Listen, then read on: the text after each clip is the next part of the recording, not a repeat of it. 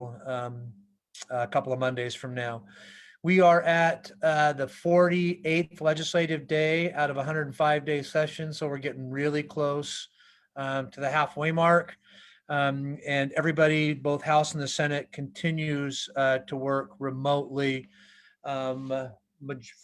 Majority of folks are working remotely. The little bit of a caveat: there are, several handfuls of senators on the Senate floor who are there when they have bills that they're going to debate, and I'll talk about 5051 here in a minute. That was passed out yesterday, day before yesterday. So almost halfway through session. Legislature continues to work on the floors and moving bills around. So with that, I'll just move right into the tactics update, House Bill 1054. And at a high level, no, there are 4 bills presently that are on the House floor calendar that have the ability to be moved by the full House. And that's House Bill 1054, the tactics bill I'm going to talk about here in a second. House Bill 1262, which is regard to background checks that Representative Clippert has sponsored. House Bill 1202, which is the civil liability or immunity bill. Then House Bill 1267, which is the bill that implements the governor's statewide independent investigation team bill that was a result of the governor's reform task force group that James was on. So House Bill 1054, the tactics bill, that's a bill that's going to be heard, I believe, today on the Senate floor. There are about 14 amendments that are on that bill. Most, if not all, on the Republican side. There are a few that are on the Democrat side that we expect to be adopted, and those relate to making better the tear gas portion of the legislation, and one amendment making better, at least from our perspective, the canine portion of the bill, and it basically keeps the state of the canine world existing as it is today, and then creates a work group to examine in more depth and more specificity what the canine statute should look like. And then that group will come back and probably make a recommendation probably next session on canine work. The rest of the bills the rest of the amendments are generally sponsored by our side of the aisle, and are largely amendments that we've seen before and proposed in either the policy committee or the Ways and Means Committee. So I'm not expecting any of those, not many of those amendments to be adopted. So, and given that there are about 14 of them, I expect that this bill will take, a good couple of hours of floor debate. As I mentioned, with the House and the Senate being mostly virtual, I'll use a technical term that it's just kind of clunky. Although I think they're the leadership and the folks who are on the lieutenant governor's staff, who is the president of the Senate, and in the speaker's office, are doing a really good job of trying to recognize members, taking pauses before votes are recorded, so that representatives and senators have an opportunity to change their vote, which, as you can well guess, kind of requires things or puts things in a place where they move a little bit slower. A couple of my colleagues and I were talking yesterday, that 20 minutes on the House floor, and James can attest to this, being down there on the 3rd floor, 20 minutes while you're in person, you could probably get 5-6 bills done if they're on the consent calendar. There's not much debate on them, but that same 20 minutes today, you can get through one easy bill and maybe an amendment or two. So I expect the debate to take at least a couple of hours.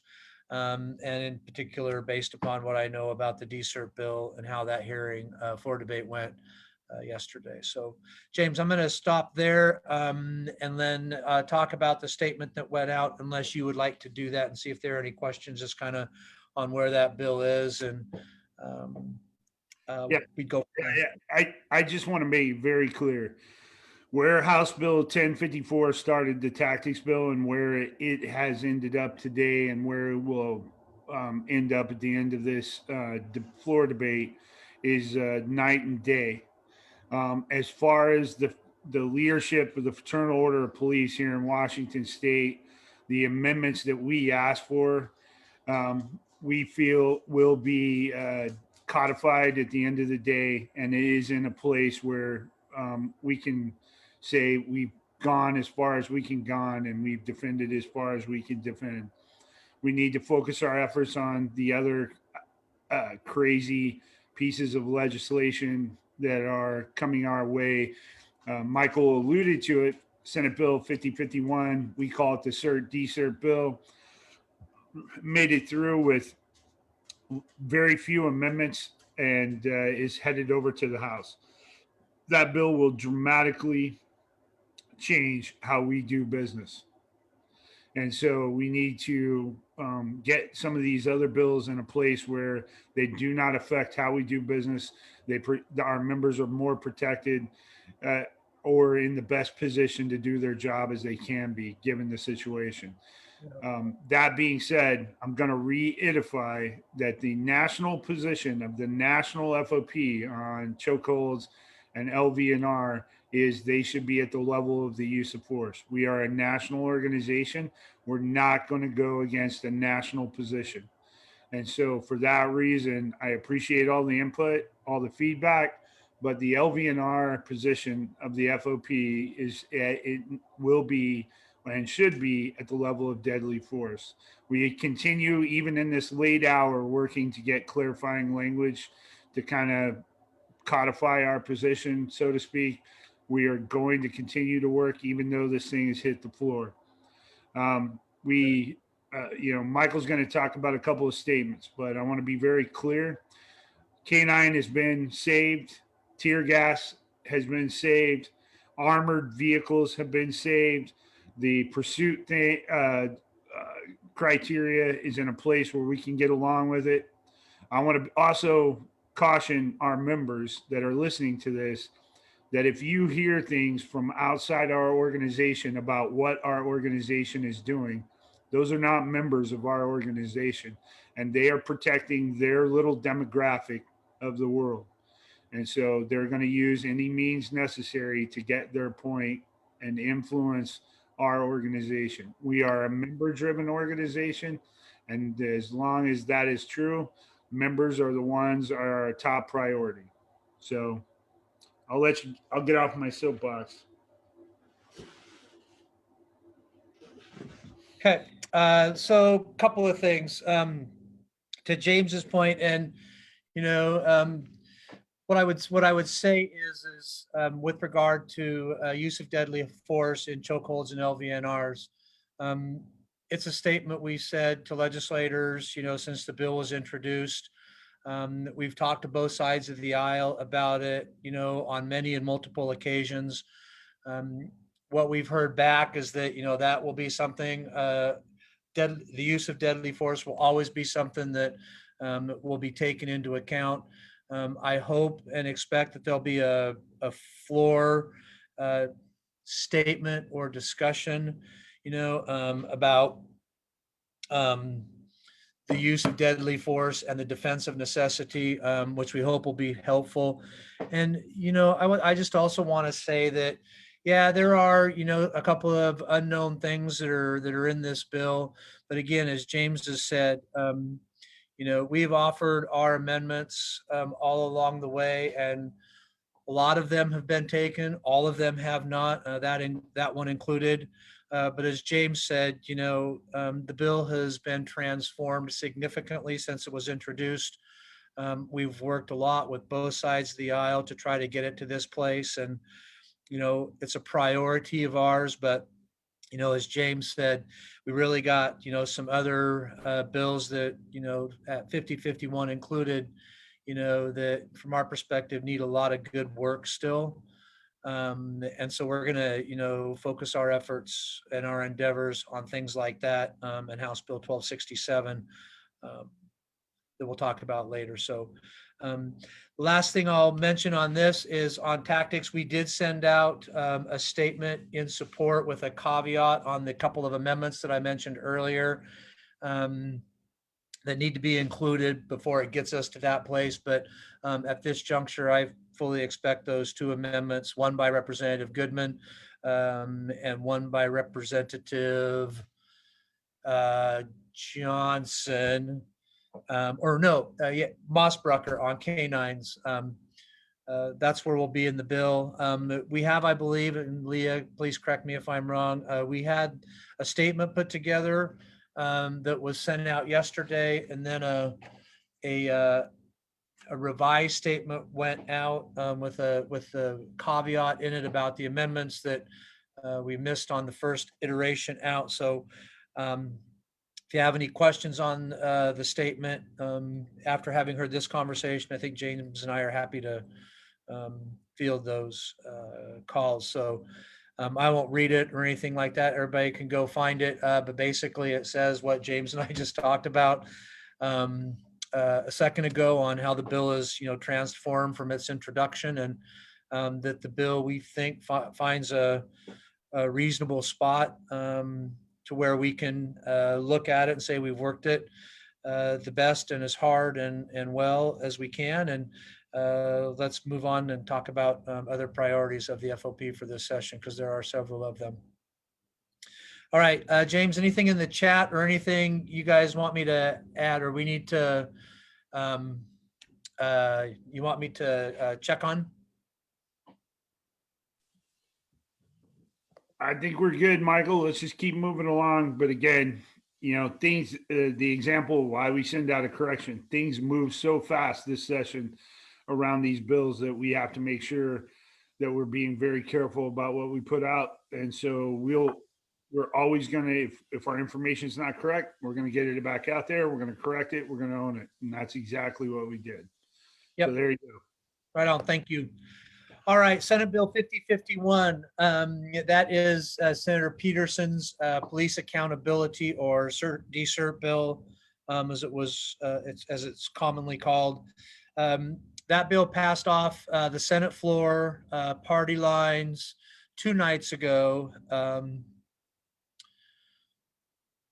Party line vote 28-21. The debate was a very heated one. Not heated, it's a bad choice of words. Was a very long debate, 4 hours, very respectful, and there were 40 amendments on that legislation, and went from about 8 o'clock till a little before 8 o'clock till just before midnight on Wednesday. So it was a very long day. Again, very spirited debate on the House floor. I think out of those 40 amendments, one was adopted, and that was by Senator Conway, who is a Democrat, and it had to do with healthcare and pension, I believe, and how that had to remain during any time of remain in place during any time of suspension. So like on House Bill 1054, a lot of those 39 remaining amendments we've seen either in and through the policy committee or at the Ways and Means Committee level, and in various drafts of legislation that have been, I don't want to say bantied around, but been exchanged between different law enforcement groups and House and Senate staff. So again, spirited debate, passed out party lines. And as James said, we're going to go over and work on making that bill, putting that bill in better shape and making that bill better from our perspective in this House Public Safety Committee. And we'll go from there. We did not put a statement out on that piece of legislation, given the shape that it was in, going off of the Senate floor, and really knowing from the D side of the aisle and the prime sponsor that that the amendments that at least were proposed on that bill that really just weren't going to be supported by the D side of the aisle. So we just made a strategic decision just to let that bill go off the Senate floor as it was, and knowing we'd go working on the House side in the Public Safety Committee. Anything you want to add on that, Mr. Shrimpshire? Nope. I just want to give a shout out to the other state board members that are attending today, and that's my counterpart on the east side, Bill Swan, and Mr. Banner, our chairman of trustees. Welcome, gentlemen. All right, next bill, House Bill 1202. This is the civil cause of action legislation sponsored by Representative Ty. It too is on, as I mentioned earlier, is on the House floor calendar and is eligible at any time to be ran or voted on by the House, full House. That bill has 2 amendments on it right now, both sponsored by Representative Ty.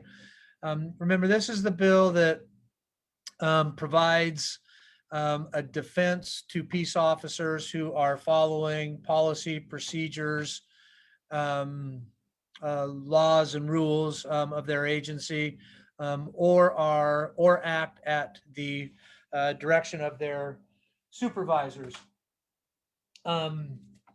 And then also, if those defenses are made and are upheld, then the bill provides that the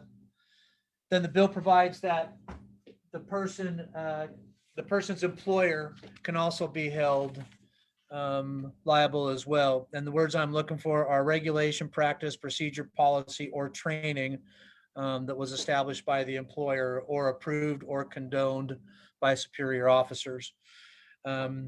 So the bill also holds employers independently liable for the injury and such. We've tried to work on some language that creates and make better language that creates basically a statewide federal Section 1983 action. And given the Supreme Court's decision in Baker, we're going to continue to work on that section as the bill moves over to the Senate side. At this juncture, we have not been successful in removing the word in the bill, removing out the word party in those who can recover attorney's fees. We think both any prevailing party, not just a prevailing plaintiff, ought to be entitled to recover attorney's fees. The prime sponsor hasn't allowed that amendment to go through.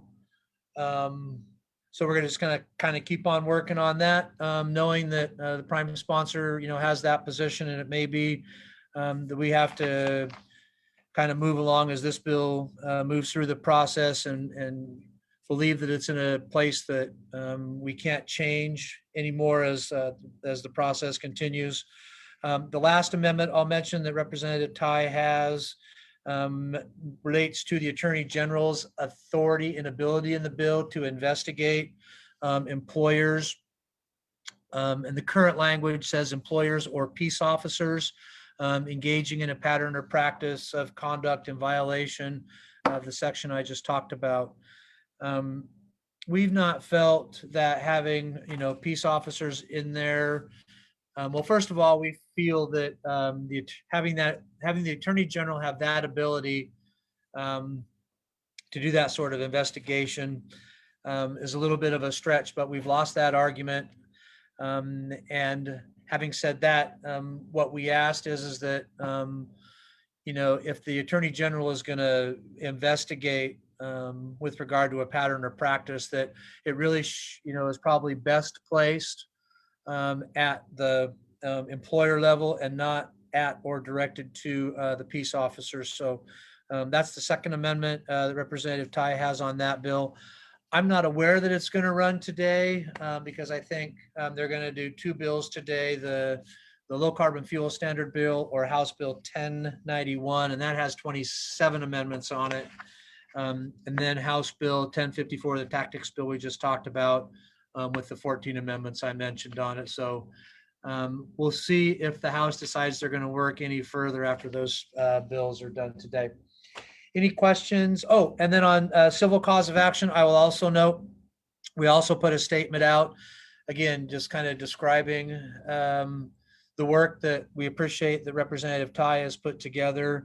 And the bill certainly is in a place where, you know, we can kind of nibble around the edges a little bit and work to make it a little bit better.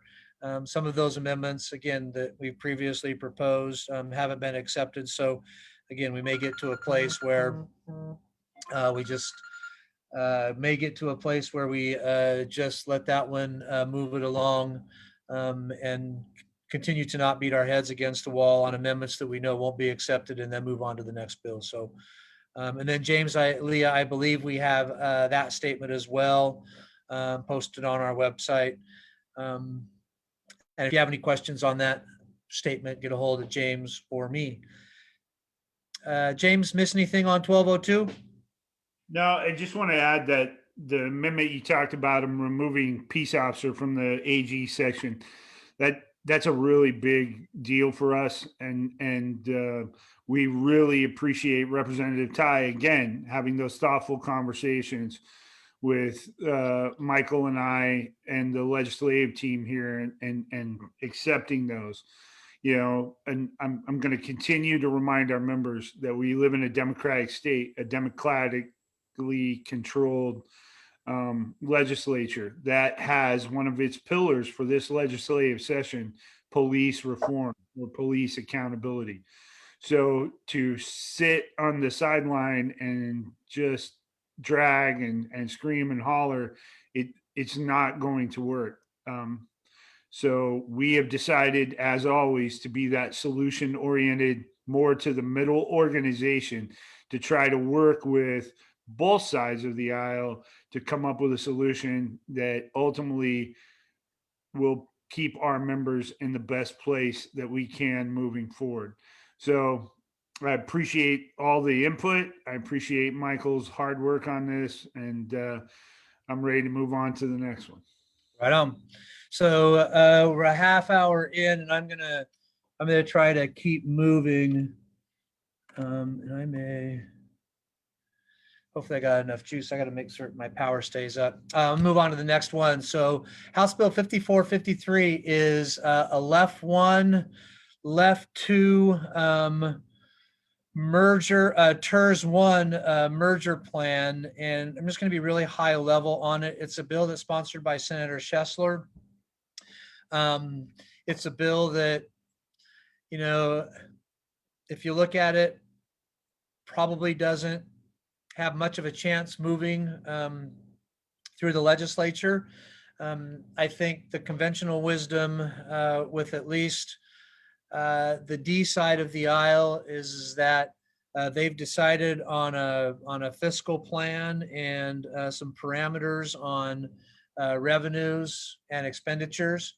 And my impression is that they're not wanting to differ from this plan, that plan, even though a bill like this can result in several hundreds of millions of dollars of TERS one payment savings that the state is making right now to a TERS system that's only 66% funded, juxtapositioned against a left one system that's 141% funded. So the senator's bill has been crafted in a way that merges left one and TERS one, provides some survivor payments to left one plan survivors, and then et cetera, and a few other $20,000 payments to left two retirees with at least 15 years of service. A similar payment to beneficiaries of a member who died in the line of service, and then provides active members of the Left 2 plan with more than 15 years of service credit a retirement benefit that's 2% of the members' final average salary for the first 15 years, 2.5% members' final average salary for 10 years of service between 15 up to 26, and then 2% of the members' FAS for years service above 26. The estimated savings to the state by doing this is about $2 billion over, I think, a 10-year period. I can't remember the period, but it's a savings of $2 billion. And that is in the reduction in their, as I mentioned, in their TERS payments moving forward. So, but again, likelihood of passing doesn't seem likely at this time. But as I mentioned, we still have the second half of the legislative session to go. So things can change, and we'll keep you posted on it. What I also will tell you is it also takes some funds from the benefit improvement account in the left system right now, and provides that benefit that I mentioned down below as part of the exchange. So that would take using that benefit improvement account money would take the funded ratio in the Left 2 fund from about 111% to about 107%. So paying for the benefit with the transfer of the Left $1 doesn't reduce the funded ratio in Left 2 very much. I really expected it to go from 111 more down into the, with this benefit improvement in the transfer, more down into the 102, 103% funded ratio area, but 107 is not bad. So we'll see how that goes. We'll keep you posted. We'll go from there. Next bill, House Bill 1310. That bill is still sitting in the Rules Committee. So it needs to be moved from the Rules Committee to the floor calendar. Remember, that's the use of force legislation that had the use of force, the proposed use of force standard lessening in the bill, and that was affectionately known as Section 6. Section 6 of that bill was removed, thereby keeping intact the reasonable officer standard that we had adopted and approved through the 940 and 1064 process that you all worked really hard through to get done. Any questions on 1310? It's in we think it's in a reasonable spot. We asked for a couple of minor amendments to the use of force section that's in the bill to make it a little bit better. We'll see if those amendments are accepted, and we'll keep you posted on that bill as it moves through the process, probably sometime next week. So next Saturday, which will be the Saturday before the original House cutoff period, we should know more. Anything on that bill, James? Nope. I think you covered it all. All right. Next bill is House Bill 1203. That's the Community Oversight Board bill, as we've talked about on previous calls. We really would like to see some amendments to that legislation. As we've talked about, it, at least from our perspective, really vests local community oversight boards with a lot more authority than we think they should have over investigations and disciplinary matters and subpoena powers and the like. So we think that bill needs amending in a couple of big ways, in a couple of spots. So from that perspective, we continue to be opposed to 1203 in its current form. And again, just think it needs some further stakeholder work to make it better before we can be supportive of it. Anything on 1203, James? And 1203 is also in rules and also needs to be bumped to the floor calendar before it can be considered. And remember, I talked about in a couple of Saturday meetings, the Rules Committee in both the House and the Senate are the gatekeepers of bills. They go on the floor before they go on the floor. So it's just this place where bills come out or come to rest after they pass out of either a policy committee or a budget committee. And then really it's, leadership that gets together and decides which bills have amendments ready for them, need to be clustered for a particular reason. So you've got a member who has, 3 education bills, let's say, to speak on. Sometimes they'll cluster those bills together. So, and sometimes a bill is stuck in rules because so the word stuck is appropriate because somebody might have a hold on it. Like the speaker, or there might be some amendments that need to be drafted before it's ready to be placed on the second reading calendar or the floor calendar.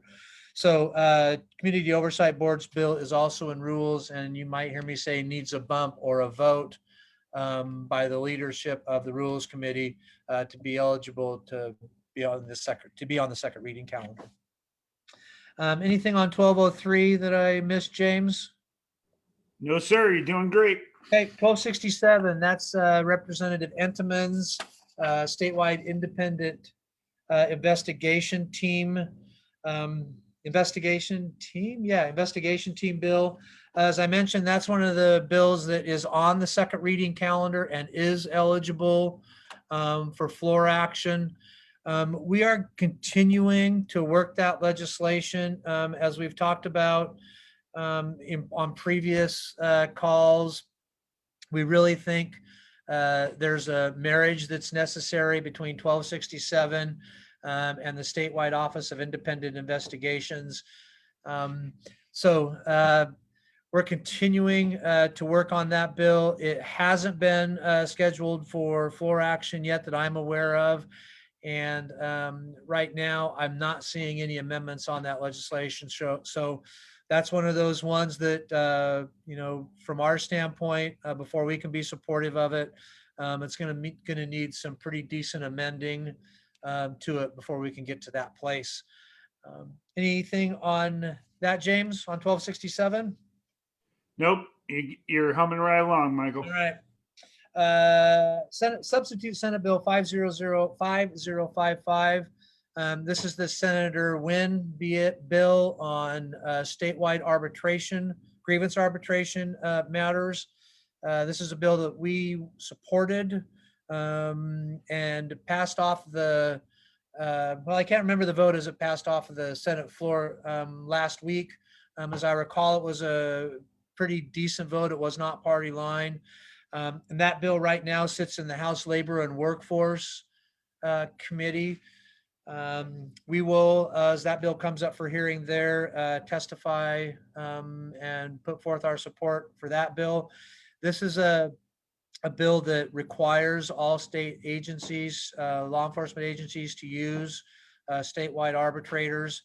The bill started out as requiring 6 arbitrators at PERC to be specially trained and focus on law enforcement arbitrations. That number was changed from 6 to 9 in the policy committee, and then changed from 9 to 18 before it moved off of the Senate floor. So there's going to be some PERC arbitrators that are focused on law enforcement only grievance arbitrations. And one of the things on that bill that's we think is positive about moving all of these arbitrations to PERC is we'll finally be in a spot where we can track some of the data on PERC decisions as it moves forward, as we move forward in life, rather than kind of knowing the PERC decisions, but knowing that there's also a lot of private arbitration decisions out there that aren't reported and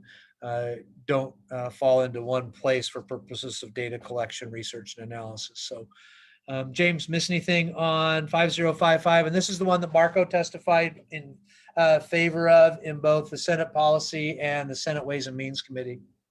Nope, got it covered. All right. House Bill 52, and I would note on the agenda that should be 5259, not 89, but James and I both have fat thumbs as it comes to typing numbers. This is the Attorney General's data collection bill. We've been working with the Attorney General's office on getting this bill in a place where the most robust, comprehensive, and cost-effective data collection system is out there. As we've talked about on these calls before, we really think that a robust data collection will really help folks understand what peace officers do day in and day out, and just not focus on one perspective of what we do. So that bill is on the second reading calendar on the Senate floor.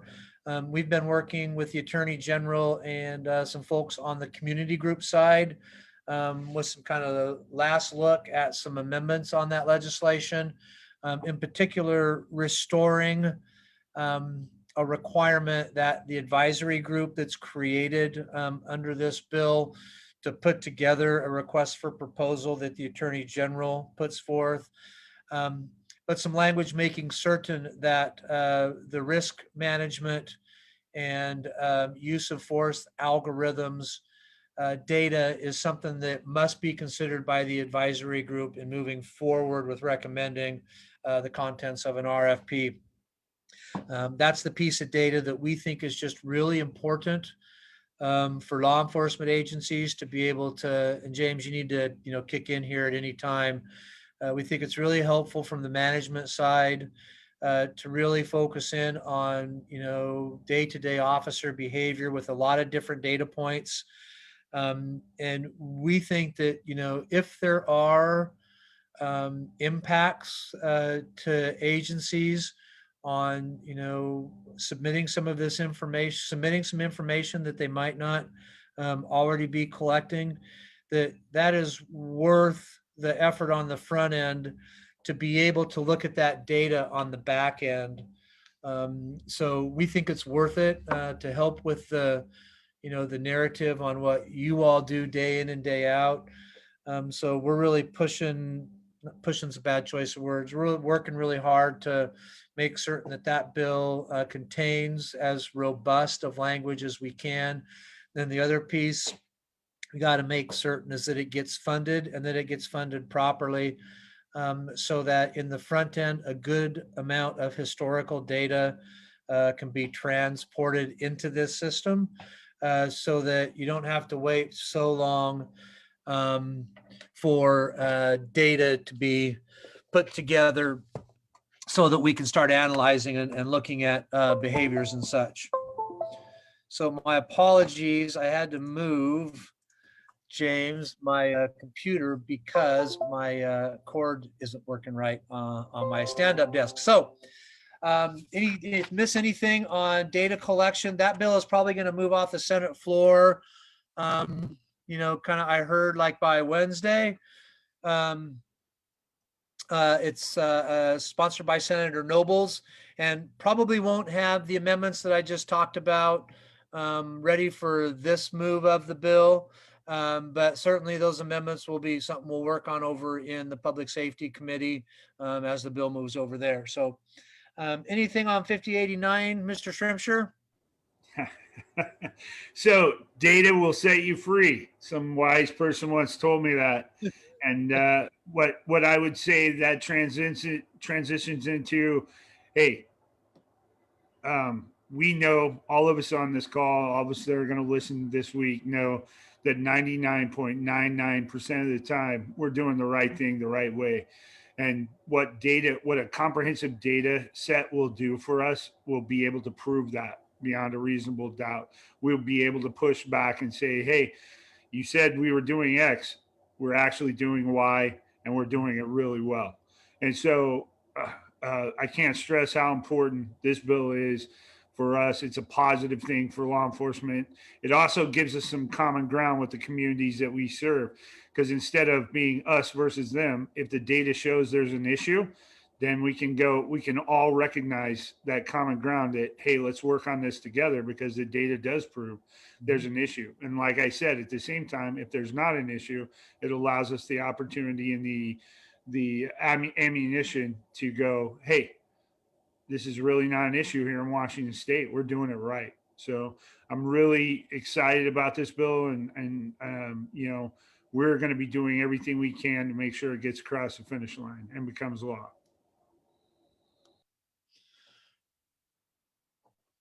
All right.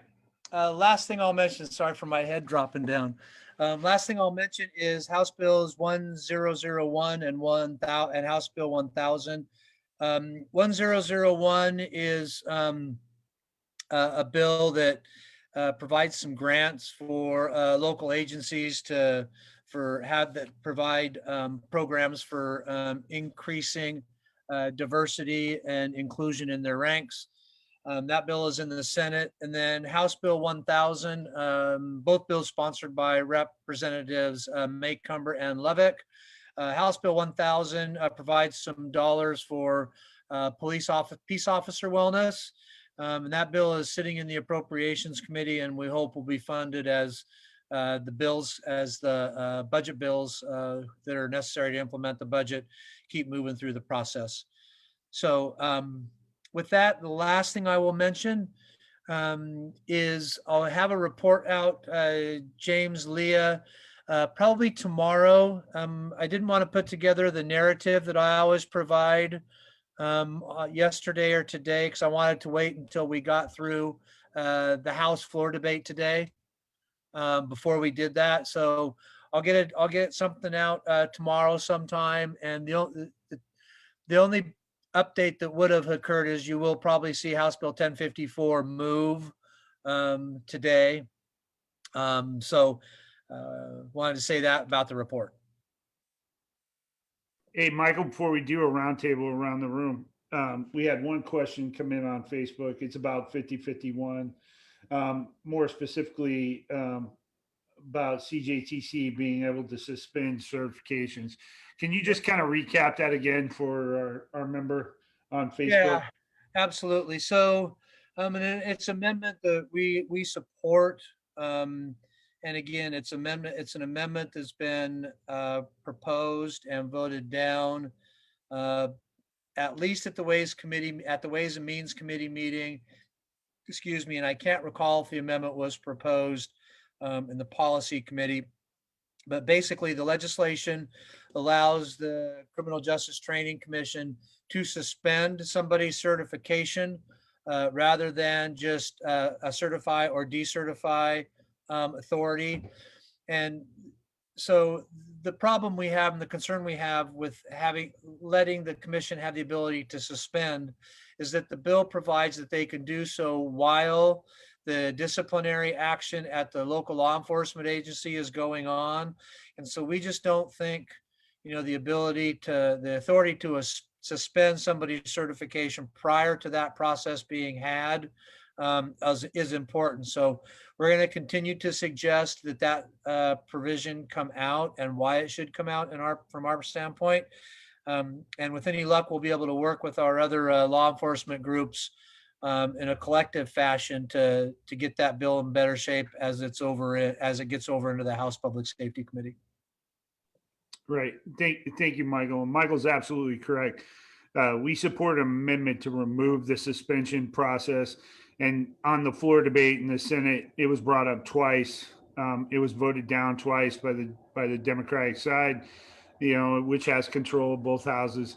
So again, we look forward. We've had conversation even this morning with our law enforcement partners about this bill and trying to work through it and trying to make sure that things like this that will dramatically affect how our members do business and their work environment, are addressed. And so we're going to continue to fight this bill. And we need everyone to be on the same sheet of music and have support for that bill. So yeah, and I don't want everybody to think that that's the only amendment we think is appropriate to that bill. And I'll put a finer point on James's words. I'd prefer to, we think it needs some work, but I think the word fight is too strong.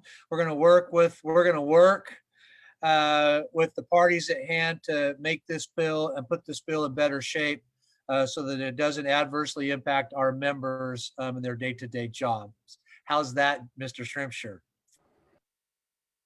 I'm feeling like a pirate this morning, so sorry. Okay. No worries. Yeah. All right. Let's Anything go around else? the room. How about Jeff and Leah? You guys got anything to add? No, sir. Appreciate you guys' work. Charles, you got anything to add? I know your microphone wasn't working earlier, but if you put it in the chat, I'll read it. So it was working. I was just doing something else and had everything else on mute.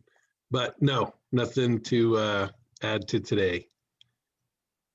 Did we answer your questions about the left bill? Yeah, yes and no. I mean, he just laid out, I think, kind of everything that I knew from the read of the bill. So, and that's fine. And it's just a matter of how it continues to go forward and just those conversations that'll happen in-house. I mean, what I would tell you, Charles, is like I said, I don't think this is on, I don't think this is on the Democratic side's radar to be used as a revenue source. I think it's a possibility. Because for them to be able to take, and I'm certainly it's something that they're going to think about in the future, because for them to reduce their TERS 1 payments down, I mean, it's dollars that the general fund is putting into another system.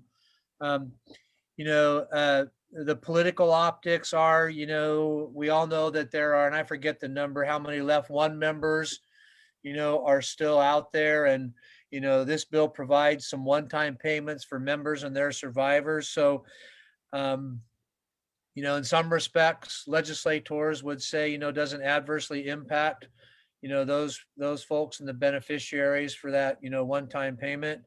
And then gets, the legislature to a place where a woefully underfunded plan, if at 40% underfunded gets bumped up to a 9% underfunded plan. I mean, and you get to take that liability off of the books from the state standpoint.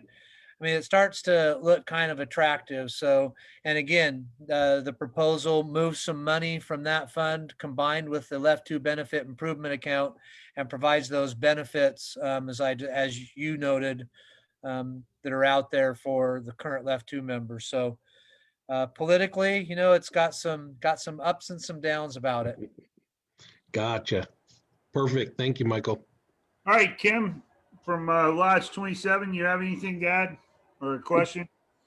I do not. I really appreciate this this forum and having it on Facebook as well. And hopefully it's helped to calm some people down and just wait and know that you guys have our best interests at heart. So thank you for everything that you and Michael are doing for all of us. Thank you, Kim. Much appreciated. All right, Dills, Mr. Secretary, you have anything to add before we close it out? I'm good. Thanks for your hard work. Keep it up. Nice to see you, Mr. Dills. All right. I'm just going to close it out with this. Remember, I said it earlier and I'm going to say it again. We're a member-driven organization and we represent our members, right? Other law enforcement groups have their own best interests at heart. We try to take a profession as a whole approach. But again, people from the outside don't really get a say in what the Fraternal Order of Police do. If you want to say in what we do, be a member, right? And so we are cops helping cops, and we're always going to have that at heart. I appreciate everybody tuning in every week. What I would tell you is if you get the rumor mill, please watch these, call Michael or I, have your guild president reach out to us, whatever it needs to do, because we are doing everything we can to get the word out to you. And remember, it's better to hear it from us than to take somebody else's who's not in the organization's word for something. So we are going to continue to help you, work for you in the legislature, and nothing's going to move us aside. We're going to keep moving forward. So thank you, and we'll see you all next week. Thanks, everybody.